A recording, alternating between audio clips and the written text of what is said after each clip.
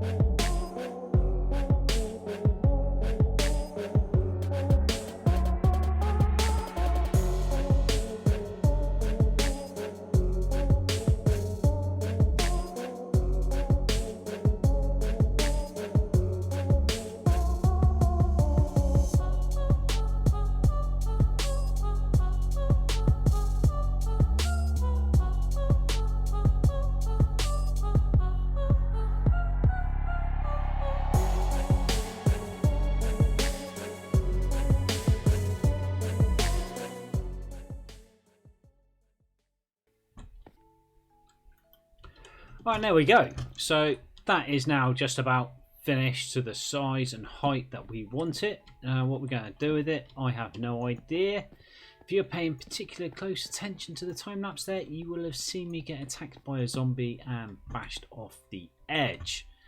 Absolutely devastating, I know. That is a bucket that I lost, as well as some planks and loads of stone material. That is what happens when you're trying to cook a roast dinner while grinding out an episode for Minion tries Skyblock.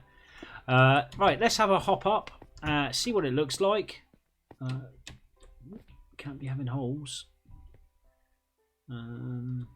That's not right. You need to go.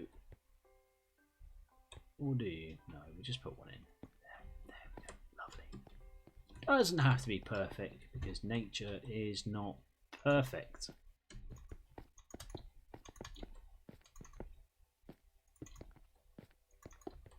There we go. So we'll pop up here, we'll have a look, and we'll probably call it a day, I would say, and give me a chance to think about how I'm going to approach the rest of it. Now it's turning into night. I am now very scared about coming up here with all these resources. Let's have a look. Well, that is absolutely huge. Let's do that. Let's put some. Let's zoom it in a bit. There we go. There. That is huge. That is going to make a lovely build island for whatever we choose to build on there. I'm thinking a nice building and a bit of water and some farmland. We get our crops growing nice over there. We'll have a bit of I don't know, some trees. It's going to be nice anyway, and we're going to have to look at getting some villagers trading set up soon because I need more dirt. Can't do this without more dirt. But until next time on Minion Try Skyblock, thank you for joining me, and next time we'll do a bit of work. Bye for now.